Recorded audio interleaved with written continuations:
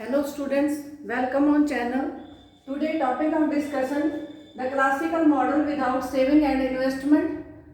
पिछली वीडियोस ਦੇ ਵਿੱਚ ਆਪਾਂ ਦੋ ਵੀਡੀਓ ਪੜ੍ਹ ਚੁੱਕੇ ਹਾਂ classical model without saving and investment. ਉਹਦੇ ਚ ਆਪਾਂ ਇਫੈਕਟ ਆਫ ਚੇਂਜ ਇਨ ਦਾ ਸਪਲਾਈ ਆਫ ਲੇਬਰ ਤੇ ਦੂਜਾ effect of change in money supply ਪੜ੍ਹ ਚੁੱਕੇ ਹਾਂ। ਅੱਜ ਦੀ ਵੀਡੀਓ ਦੇ ਵਿੱਚ ਆਪਾਂ ਪੜਾਂਗੇ effects of change in demand for labour.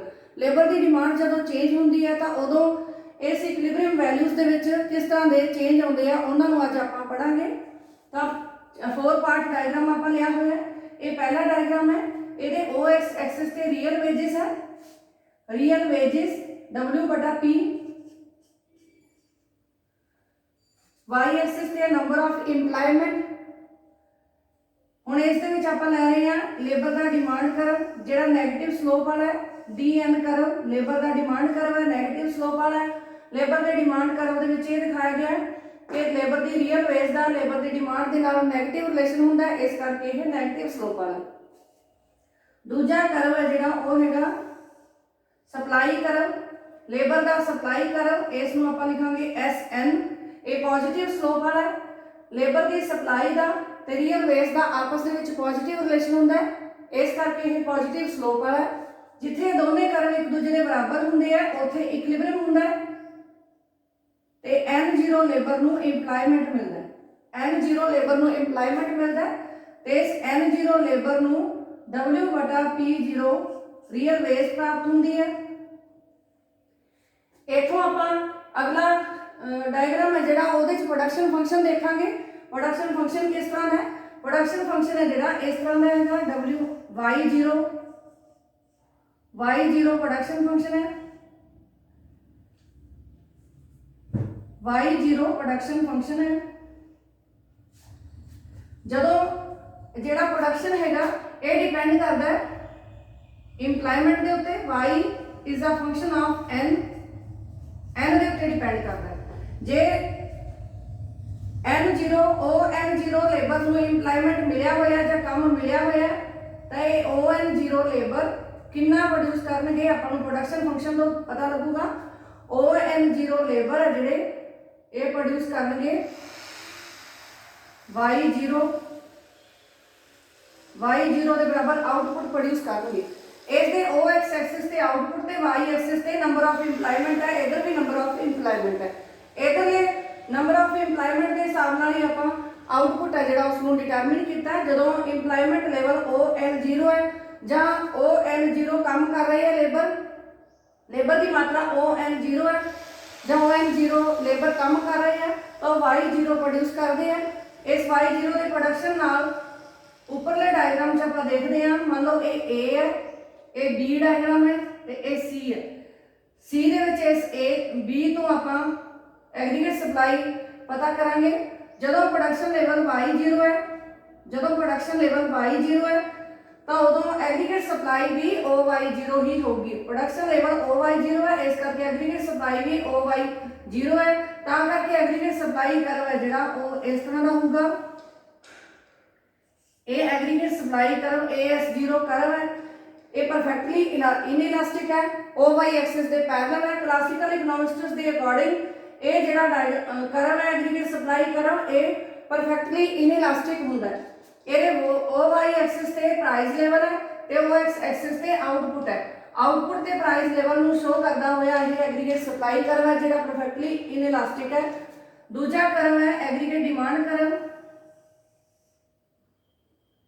Aggregate demand curve negative slope वाला है, ये है एग्रीगेट डिमांड करव। एग्रीगेट डिमांड ते एग्रीगेट सप्लाई जिथे एक दूसरे के बराबर होंगे है तो उत्थे प्राइस लेवल P0 डिटरमिन होंदा है। प्राइस लेवल है P0। तो हुण इधरले पासे आपां देखते हैं जदों प्राइस लेवल C डायग्राम तो आपां लै रहे हैं प्राइस लेवल जदों P0 है उदों लेबर नूं रियल वेज प्राप्त हो रही है W/P0। वो आप इधरों लिखांगे W/P0। तो इथों नहीं जाता होया नैगेटिव स्लोप वाला एक आपां मनी वेज करव बनावांगे W0। ये मनी वेज करव है लेबर का। लेबर नूं मनी वेज W0 के बराबर प्राप्त हो रही है। रियल वेज W बटा P0 के बराबर प्राप्त हो रही है। तो ये सारे वैल्यूज है जिहड़ियां इक्विलिब्रियम च हैगियां। W बटा P0 भी इक्विलिब्रियम च है, P0 भी इक्विलिब्रियम च है, M0 भी इक्विलिब्रियम च है, प्रोडक्शन भी इक्विलिब्रियम च है, एग्रीगेट डिमांड ते एग्रीगेट सप्लाई भी इक्विलिब्रियम च है। तो सारियां वैल्यूज है जिहड़ियां वो इक्विलिब्रियम च हैगियां। क्लासिकल इकोनॉमिस्ट्स के अकॉर्डिंग जदों आपां classical model without saving and investment पढ़ते हैं तो उन्होंने यह कहा कि जदों तक इंप्लायमेंट लेवल, प्रोडक्शन फंक्शन या मनी सप्लाई विच कोई चेंज ना होवे उदों तक इन्हां इक्विलिब्रियम वैल्यूज़ दे विच कोई चेंज नहीं होगा। तो इन्हां इक्विलिब्रियम वैल्यूज़ दे विच कोई चेंज नहीं हुंदा जदों तक इंप्लायमेंट, प्रोडक्शन फंक्शन या मनी सप्लाई दे विच कोई चेंज नहीं आउंदा। जदों ही मनी सप्लाई, इंप्लायमेंट लेवल या प्रोडक्शन फंक्शन दे विच कोई चेंज आउंदा है तो ये सारियां इक्विलिब्रियम वैल्यूज़ चेंज हो जांदियां।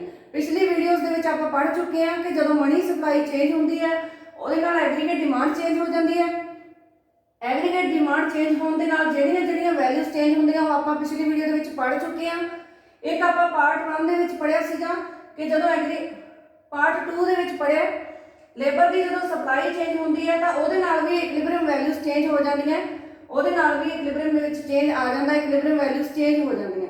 तो अज आपां देखना है कि जदों लेबर की डिमांड चेंज होंदी है तो उदों इन्हां इक्विलिब्रियम वैल्यूज़ दे विच किस तरह के चेंज आउंदे हैं। तो हुण आपां लेबर की डिमांड नूं चेंज करते हैं। लेबर की डिमांड मान लो इनक्रीज हो जाती है तो D0 तो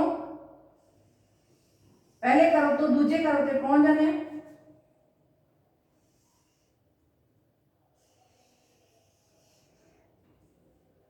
हाँ जी, लेबर की डिमांड पहला DN0 है, हुण होगी DN1।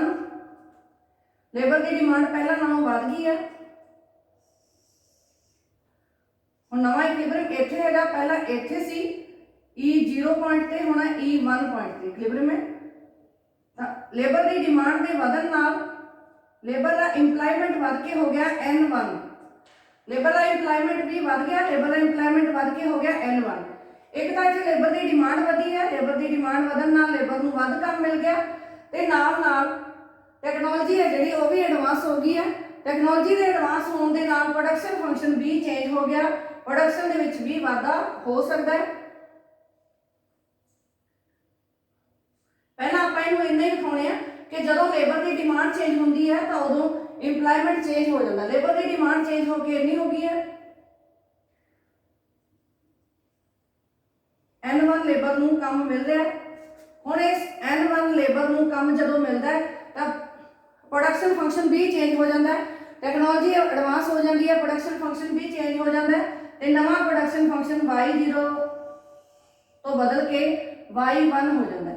यह है नवा प्रोडक्शन फंक्शन जिहदे च हुण पहला नालों ज़्यादा आउटपुट है जिहड़ा वो प्रोड्यूस हो रहा है थोड़े लेबर नाल। हुण थोड़े लेबर नाल पहला जिन्ना ही आउटपुट प्रोड्यूस हो रहा है तो जदों लेबर की डिमांड N1 है जां N1 लेबर नूं काम मिल जाता है तो नवे प्रोडक्शन फंक्शन के अकॉर्डिंग आउटपुट दे विच वाधा Y0 तो Y1 हो गया।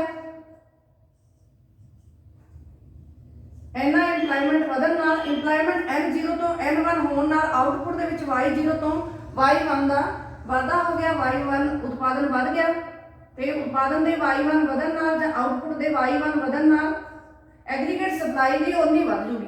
तो एग्रीगेट सप्लाई वध के होगी AS1, पहला नालों एग्रीगेट सप्लाई वध गई। एग्रीगेट सप्लाई वध के Y0 तो Y1 हो गई है। हुण जदों एग्रीगेट सप्लाई एग्रीगेट डिमांड नालों वध हुंदी है तो उदों प्राइस लेवल घट जाता है क्योंकि मनी सप्लाई दे विच कोई चेंज नहीं होया। मनी सप्लाई के चेंज ना होने करके एग्रीगेट डिमांड करव यही रहूगा, पहला वाला ही रहूगा। तो इस करके एग्रीगेट डिमांड पहला जिन्नी है पर सप्लाई है जी वध गई है, इस करके प्राइस लेवल घट के P1 हो गया, प्राइस लेवल घट गया। आउटपुट के वधन नाल प्राइस लेवल घट गया। हुण आपां देखते हैं कि प्राइस लेवल इधरों लवांगे रियल वेज आपां A डायग्राम चो लवांगे, C चो लिया है प्राइस लेवल घट के हो गया P1 तो रियल वेज है जी लेबर की जदों लेबर का इंप्लायमेंट वध के N1 होया तो रियल वेज वध के हुई है P1 W बटा P1। W बटा P1। ਜਦੋਂ ਲੇਬਰ ਦੀ ਡਿਮਾਂਡ ਵਧੀ ਹੈ, ਡਿਮਾਂਡ ਦੇ ਵਧਣ ਨਾਲ ਇੰਪਲਾਇਮੈਂਟ ਵਧਿਆ ਤੇ ਲੇਬਰ ਨੂੰ ਵੱਧ ਮਜ਼ਦੂਰੀ ਮਿਲਣ ਲੱਗ ਗਈ, ਉਹਨੂੰ ਰੀਅਲ ਵੇਜ ਵੱਧ ਮਿਲਣ ਲੱਗ ਗਈ W ਬਟਾ P1। ਹੁਣ ਜਦੋਂ ਪ੍ਰਾਈਸ ਲੈਵਲ P1 ਹੈ ਤਾਂ ਉਦੋਂ ਲੇਬਰ ਨੂੰ ਰੀਅਲ ਵੇਜ ਮਿਲ ਰਹੀ ਹੈ W ਬਟਾ P1। ਲੇਬਰ ਦੀ ਮਜ਼ਦੂਰੀ ਘਟੂਗੀ ਨਹੀਂ, ਇੰਨੀ ਰਹੂਗੀ W ਬਟਾ P1। ਚਾਹੇ ਪ੍ਰਾਈਸ ਲੈਵਲ ਘਟ ਗਿਆ, ਫਿਰ ਵੀ ਲੇਬਰ ਦੀ ਰੀਅਲ ਵੇਜ ਹੈ ਜਿਹੜੀ ਉਹਨੂੰ ਘਟਾਇਆ ਨਹੀਂ ਜਾਊਗਾ। ਰੀਅਲ ਵੇਜ ਹੈ ਜਿਹੜੀ ਉਸ ਨੂੰ ਪਹਿਲਾਂ ਜਿੰਨੇ ਥਾਂ ਤੇ ਨਹੀਂ ਕੀਤਾ ਜਾਊਗਾ, ਓਨੀ ਦੀ ਓਨੀ ਰਹੂਗੀ, ਵੱਧਦੀ ਰਹੂਗੀ। ਹੁਣ ਇਹ ਇੰਨੀ ਹੈਗੀ ਹੈ, ਇੱਥੋਂ ਇੱਥੇ ਆ ਗਈ ਹੈ। ਤਾਂ ਹੁਣ ਦੇਖਦੇ ਹਾਂ ਕਿ ਪ੍ਰਾਈਸ ਲੈਵਲ ਜਦੋਂ P1 ਹੈ ਤਾਂ ਉਦੋਂ ਰੀਅਲ ਵੇਜ ਹੈਗੀ ਹੈ W ਬਟਾ P1। ਤਾਂ ਮਨੀ ਵੇਜ ਹੈ ਜਿਹੜੀ ਉਹਦੇ ਵਿੱਚ ਕਿਸ ਤਰ੍ਹਾਂ ਦਾ ਚੇਂਜ ਆਉਂਦਾ ਹੈ, ਤਾਂ ਕਲਾਸੀਕਲ ਇਕਨੋਮਿਸਟਸ ਦੇ ਅਕੋਰਡਿੰਗ ਮਨੀ ਵੇਜ ਹੈ ਜਿਹੜੀ ਉਹ ਪਹਿਲਾਂ ਨਾਲੋਂ ਵੱਧ ਜਾਂਦੀ ਹੈ, ਥੋੜੀ ਜਿਹੀ ਵੱਧ ਜਾਂਦੀ ਹੈ, ਥੋੜਾ ਜਿਹਾ ਵਾਧਾ ਹੁੰਦਾ ਹੈ। ਇਹ ਹੈਗਾ ਪਹਿਲਾਂ ਵਾਲਾ ਮਨੀ ਵੇਜ ਕਰਵ ਤੇ ਹੁਣ ਨਵਾਂ ਮਨੀ ਵੇਜ ਕਰਵ ਹੈ ਜਿਹੜਾ ਉਹ ਬਣੂਗਾ ਇੱਥੇ ਜੇ ਬਣੂਗਾ। ਤਾਂ ਇਸ ਦੇ ਅਕੋਰਡਿੰਗ ਥੋੜੀ ਜਿਹੀ ਮਨੀ ਵੇਜ ਹੈ ਜਿਹੜੀ ਉਹ ਵੱਧ ਜੂਗੀ, ਇੰਨੀ ਕੁ ਮਨੀ ਵੇਜ ਵੱਧਦੀ ਹੈ। ਮਨੀ ਵੇਜ ਵੱਧ ਕੇ ਹੋਗੀ W1 ਹੈ, ਪਹਿਲਾਂ ਵਾਲੀ ਹੈ W0, ਹੁਣ ਹੋਗੀ W1। ਤਾਂ ਪਹਿਲਾਂ ਨਾਲੋਂ ਥੋੜੀ ਜਿਹੀ ਮਨੀ ਵੇਜ ਹੈ ਜਿਹੜੀ ਇਹ ਇੰਨੀ ਕੁ ਵਧੀ ਹੈ। ਤਾਂ ਇਸ ਟੌਪਿਕ ਦੇ ਵਿੱਚ ਆਪਾਂ ਪੜ੍ਹਿਆ ਕਿ ਜਦੋਂ ਲੇਬਰ ਦੀ ਡਿਮਾਂਡ ਵੱਧਦੀ ਹੈ ਤਾਂ ਉਹਦੇ ਨਾਲ ਇੰਪਲਾਇਮੈਂਟ ਵੀ ਵੱਧਦਾ ਤੇ ਰੀਅਲ ਵੇਜ ਵੀ ਵੱਧਦੀ ਹੈ। ਟੈਕਨੋਲੋਜੀ ਐਡਵਾਂਸ ਹੋ ਜਾਂਦੀ ਹੈ, ਇਸ ਕਰਕੇ ਪ੍ਰੋਡਕਸ਼ਨ ਫੰਕਸ਼ਨ ਵੀ ਸ਼ਿਫਟ ਹੋ ਜਾਂਦਾ। ਪ੍ਰੋਡਕਸ਼ਨ ਫੰਕਸ਼ਨ ਆਪਦੇ ਸੱਜੇ ਪਾਸੇ ਨੂੰ ਸ਼ਿਫਟ ਹੋ ਜਾਂਦਾ। ਹੁਣ N1 ਲੇਬਰ ਹੈ ਜਿਹੜਾ ਉਹ Y1 ਪ੍ਰੋਡਿਊਸ ਕਰਦਾ, ਪਹਿਲਾਂ ਨਾਲੋਂ ਜ਼ਿਆਦਾ ਆਊਟਪੁੱਟ ਪ੍ਰੋਡਿਊਸ ਕਰਦਾ। ਪਹਿਲਾਂ ਨਾਲੋਂ ਜ਼ਿਆਦਾ ਆਊਟਪੁੱਟ ਪ੍ਰੋਡਿਊਸ ਹੋਣ ਕਰਕੇ ਐਗਰੀਗੇਟ ਸਪਲਾਈ ਵੱਧ ਜਾਂਦੀ ਹੈ। ਐਗਰੀਗੇਟ ਸਪਲਾਈ ਦੇ ਵਧਣ ਨਾਲ ਪ੍ਰਾਈਸ ਲੈਵਲ ਘਟ ਜਾਂਦਾ। ਪ੍ਰਾਈਸ ਲੈਵਲ ਘਟ ਗਿਆ, ਰੀਅਲ ਵੇਜ ਵੱਧ ਗਈ ਤੇ ਮਨੀ ਵੇਜ ਹੈ ਜਿਹੜੀ ਉਹ ਥੋੜੀ ਜਿਹੀ ਵਧਾਈ ਜਾਊਗੀ, ਥੋੜੀ ਜਿਹੀ ਮਨੀ ਵੇਜ ਹੈ ਜਿਹੜੀ ਉਹ ਵੱਧ ਜੂਗੀ। ਨਹੀਂ ਤਾਂ ਜਦੋਂ ਪ੍ਰਾਈਸ ਲੈਵਲ ਵੱਧਦਾ ਹੁੰਦਾ ਮਨੀ ਵੇਜ ਉਦੋਂ ਵੱਧਦੀ ਹੁੰਦੀ ਹੈ। ਪਰ ਇਸ ਦੇ ਵਿੱਚ ਇਹ ਹੋਇਆ ਕਿ ਜਦੋਂ ਮਨੀ ਵੇਜ ਰੀਅਲ ਵੇਜ ਵਧੀ ਹੈ ਤਾਂ ਉਦੋਂ ਵੀ ਮਨੀ ਵੇਜ ਨੂੰ ਵਧਾਇਆ ਗਿਆ, ਕਿਉਂਕਿ ਲੇਬਰ ਦੀ ਡਿਮਾਂਡ ਜ਼ਿਆਦਾ ਹੈਗੀ ਹੈ। ਲੇਬਰ ਦੀ ਡਿਮਾਂਡ ਜ਼ਿਆਦਾ ਹੈ, ਟੈਕਨੋਲੋਜੀ ਵੀ ਐਡਵਾਂਸ ਹੈ, ਲੇਬਰ ਦਾ ਮਾਰਜਨਲ ਪ੍ਰੋਡਕਟ ਹੈ ਜਿਹੜਾ ਉਹ ਵੀ ਵੱਧ ਰਿਹਾ। ਇਸ ਕਰਕੇ ਲੇਬਰ ਦੀ ਰੀਅਲ ਵੇਜ ਨੂੰ ਘਟਾਇਆ ਨਹੀਂ ਜਾਊਗਾ, ਉਹਨੂੰ ਨਵੀਂ ਰੀਅਲ ਵੇਜ ਦੇ ਅਕੋਰਡਿੰਗ ਤੇ ਨਵੇਂ ਪ੍ਰਾਈਸ ਲੈਵਲ ਦੇ ਅਕੋਰਡਿੰਗ ਮਨੀ ਵੇਜ ਵੀ ਵੱਧ ਦਿੱਤੀ ਜਾਊਗੀ। ਇੰਨੀ ਕੁ ਮਨੀ ਵੇਜ ਵੱਧ ਦਿੱਤੀ ਜਾਊਗੀ ਜਿਹੜੀ ਪ੍ਰਾਈਸ ਲੈਵਲ ਤੇ W ਬਟਾ P0 ਨੂੰ ਐਡਜਸਟ ਕਰ ਸਕੇ। P1 ਤੇ ਨਵੀਂ ਰੀਅਲ ਵੇਜ W ਬਟਾ P1 ਨੂੰ ਐਡਜਸਟ ਕਰ ਸਕੇ।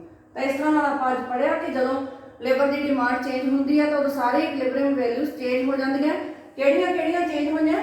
ਨੰਬਰ ਆਫ ਇੰਪਲਾਇਮੈਂਟ ਵੀ ਚੇਂਜ ਹੋ ਗਿਆ, ਰੀਅਲ ਵੇਜ ਵੀ ਚੇਂਜ ਹੋਈ ਹੈ, ਪ੍ਰੋਡਕਸ਼ਨ ਫੰਕਸ਼ਨ ਵੀ ਚੇਂਜ ਹੋਇਆ, ਆਊਟਪੁੱਟ ਦਾ ਲੈਵਲ ਚੇਂਜ ਹੋਇਆ, ਐਗਰੀਗੇਟ ਸਪਲਾਈ ਚੇਂਜ ਹੋਈ ਹੈ, ਪ੍ਰਾਈਸ ਲੈਵਲ ਚੇਂਜ ਹੋਇਆ, ਮਨੀ ਵੇਜ ਵੀ ਚੇਂਜ ਹੋਇਆ। ਤਾਂ ਇਹਨਾਂ ਸਾਰੀਆਂ ਇਕੁਇਲਿਬਰੀਅਮ ਵੈਲਿਊਜ਼ ਦੇ ਵਿੱਚ ਚੇਂਜ ਆ ਗਿਆ। ਤਾਂ ਕਲਾਸੀਕਲ ਨੇ ਕਿਹਾ ਸੀ ਕਿ ਜਦੋਂ ਤੱਕ ਮਨੀ ਸਪਲਾਈ, ਪ੍ਰੋਡਕਸ਼ਨ ਫੰਕਸ਼ਨ ਤੇ ਇੰਪਲਾਇਮੈਂਟ ਦੇ ਵਿੱਚ ਕੋਈ ਚੇਂਜ ਨਾ ਆਵੇ ਤਾਂ ਇਕੁਇਲਿਬਰੀਅਮ ਵੈਲਿਊਜ਼ ਉਵੇਂ ਦੀਆਂ ਉਵੇਂ ਰਹਿੰਦੀਆਂ, ਪਹਿਲਾਂ ਵਰਗੀਆਂ ਰਹਿੰਦੀਆਂ, ਉਹਨਾਂ ਦੇ ਵਿੱਚ ਕੋਈ ਚੇਂਜ ਨਹੀਂ ਹੁੰਦਾ। ਪਰ ਜੇ ਕਦੇ ਇਹਨਾਂ ਦੇ ਵਿੱਚ ਮਨੀ ਸਪਲਾਈ, ਪ੍ਰੋਡਕਸ਼ਨ ਫੰਕਸ਼ਨ ਜਾਂ ਇੰਪਲਾਇਮੈਂਟ ਦੇ ਵਿੱਚ ਕੋਈ ਚੇਂਜ ਆ ਜੇ ਤਾਂ ਫਿਰ ਇਕੁਇਲਿਬਰੀਅਮ ਵੈਲਿਊਜ਼ ਚੇਂਜ ਹੋ ਸਕਦੀਆਂ। ਇਹ ਆਪਾਂ ਇਹਨਾਂ ਸਾਰੇ classical model without saving and investment ਦੇ ਵਿੱਚ ਅੱਜ ਪੜ੍ਹਿਆ ਹੈਗਾ ਕਿ ਕਿਵੇਂ ਇਕੁਇਲਿਬਰੀਅਮ ਵੈਲਿਊਜ਼ ਆ ਜਿਹੜੀਆਂ ਉਹ ਚੇਂਜ ਹੋ ਜਾਂਦੀਆਂ। ਜਿੰਨਾ ਚਿਰ ਮਨੀ ਸਪਲਾਈ, ਪ੍ਰੋਡਕਸ਼ਨ ਫੰਕਸ਼ਨ ਤੇ ਇੰਪਲਾਇਮੈਂਟ ਲੈਵਲ ਦੇ ਵਿੱਚ ਕੋਈ ਚੇਂਜ ਨਾ ਆਵੇ ਉਹਨਾਂ ਚਿਰ ਇਕੁਇਲਿਬਰੀਅਮ ਵੈਲਿਊਜ਼ ਚੇਂਜ ਨਹੀਂ ਹੁੰਦੀ। Thank you students.